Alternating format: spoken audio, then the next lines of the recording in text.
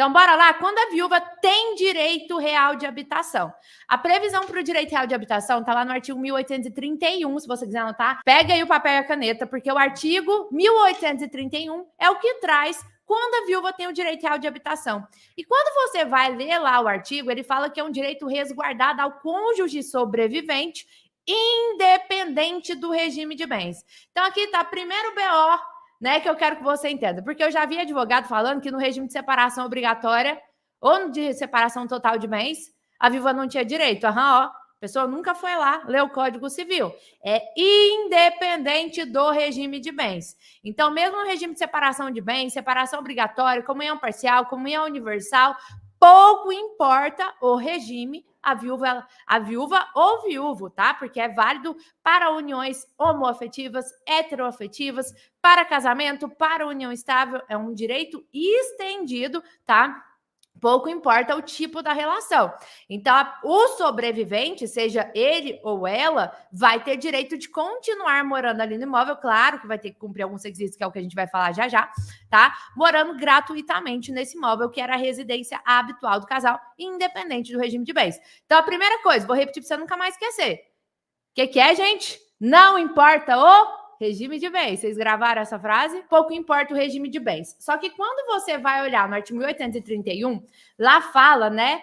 Sem prejuízo do direito que lhe caiba na herança, o direito é válido relativamente ao imóvel que era a residência habitual do casal, desde que seja o único imóvel dessa natureza. E é aqui que eu preciso que você preste muita atenção, porque essa parte final do artigo 1831, ela foi superada. E aqui que está outro BO, né? Quando a gente fala de inventário. A gente tem que ficar atento, porque às vezes o Código Civil fala o que vai ter que ser aplicado. Às vezes o que está lá escrito no Código Civil já foi superado. Tá em normativas espalhadas. Então, a gente tem que ficar muito atento para não ser induzida ao erro. Porque às vezes você pergunta para o tio Google e o tio Google vai te mostrar o quê, gente? O que é mais ranqueado. O que é mais ranqueado no Google? O que é mais pesquisado. Só que muitas vezes o que já foi mais pesquisado não é o que está atualizado, porque às vezes a atualização é recente e não foi muito procurada. E aí você foi induzido ao erro ao procurar ali no Google. Porque ele não tem a resposta? Duvido muito. Provavelmente o Google tem a resposta para você.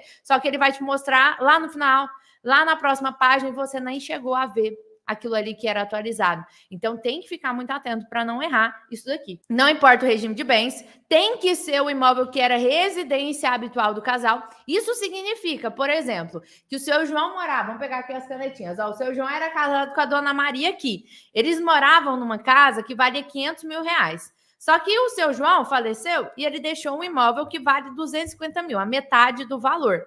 Qual que é aonde ele tem que pedir o direito real de habitação? Tem que ser nesse imóvel que era residência habitual, que vale 500 mil, ou posso trocar para esse imóvel aqui, que vale a metade do preço? Porque quem vai te fazer essa pergunta muitas vezes é o herdeiro, que quer que a viúva fique no imóvel de menor valor. Só que a verdade é que não pode trocar por conta de expressa disposição do artigo 1831 do Código Civil. Vai ter que ser nesse imóvel que era residência habitual do casal. Eu só posso escolher entre mais de um lugar quando eu estiver diante de uma família que tinha mais de uma residência habitual. A gente sabe que é raro, né? Mas acontece com frequência as pessoas terem duas casas que eles frequentam, né? Que utilizam como moradia. Então, o único requisito que não pode ser relativizado é essa questão de ser a residência habitual do casal. Mas quando fala, desde que seja um único imóvel dessa natureza inventariado, essa parte que foi superada, porque eu posso sim ter outros imóveis de moradia e eu vou escolher qual deles, né, que só pode colocar direito real de habitação em um deles.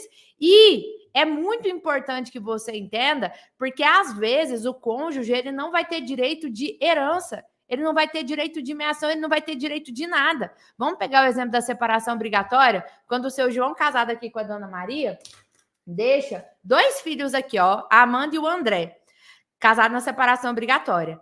Quando eu tenho descendentes, o cônjuge casado na separação obrigatória não tem direito de herança. E não é automática a meação. Apesar de muita gente que está aqui, vocês sabem da existência da súmula 377? Quem sabe? Que fala que é possível o reconhecimento da meação no regime da separação obrigatória. Só que a maioria dos advogados não sabe é da existência do informativo 628 do STJ. O que o informativo 628 do STJ fala? Por que eu tô falando disso? Porque esse informativo ele é a pacificação do entendimento do STJ. Com a súmula 377 não falava nada sobre a questão de se é automático ou não o reconhecimento, na prática a gente estava tendo o quê, gente? O regime de comunhão parcial. Comprou depois do casamento? Reconhecia esforço comum, tinha direito de meação.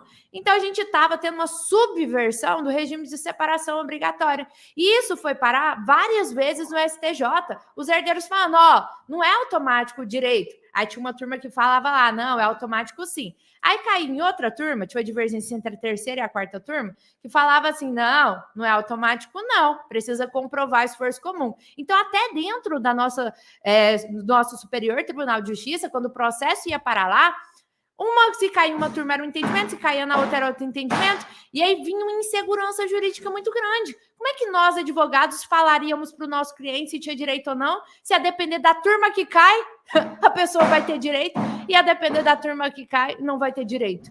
E aí veio o informativo 628 para pacificar o entendimento do STJ, no sentido de que não é automático, como supõe a súmula 377. Vai precisar comprovar o esforço comum. Então, anota aí. Toda vez que você for pensar em súmula 377, não esqueça do informativo 628, porque ele traz a pacificação do entendimento do STJ acerca da súmula 377. E o que isso tem a ver com direito real de habitação, gente? Porque se eu tenho um imóvel que foi comprado depois do casamento, não necessariamente Dona Maria aqui vai ter direito de meação. E se tem descendente na jogada, ela não tem direito de herança. Está lá no artigo 1829 do Código Civil. Isso significa que ela não tem direito nem de meação e nem de herança, se ela não comprovar esforço comum, mas ela pode requerer direito real de habitação nesse imóvel. E isso significa que na hora de partilhar, e é por isso que lá no artigo 1831 fala, independente do que lhe caiba na herança, Dona Maria não tem direito a nada.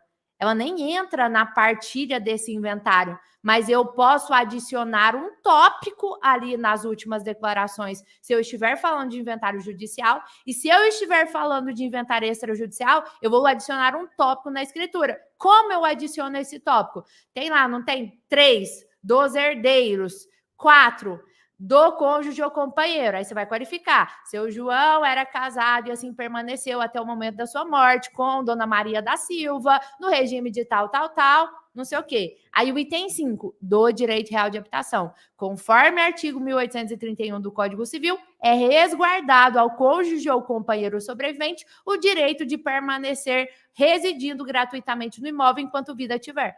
Pronto, é só isso. Adicionou ali, e mesmo que lá na partilha a Dona Maria não tem direito a nada, você resguardou o direito real de habitação. Então, é por isso que é preciso que você entenda, independente do que lhe caiba de herança, se ela vai ter direito ou não, porque no final das contas, quem vai herdar isso aqui é quem, gente? A Amanda e o André, que são os filhos do seu João. Lá na matrícula do imóvel, esses dois são os donos. Só que eles não podem fazer nada. Eles não podem entrar com ação de dissolução de condomínio. Eles não podem entrar com ação de despejo, ação de missão na posse. Não pode entrar com nada. Dona Maria pode continuar morando lá enquanto vida tiver, salvo se ela ferir os requisitos, porque aí tem um jeito de achar uma brecha na lei deles tirarem ela de lá se ela não cumprir os requisitos. Ele não é absoluto, o direito real de habitação, mas ele é sim vitalício caso a pessoa cumpra os requisitos.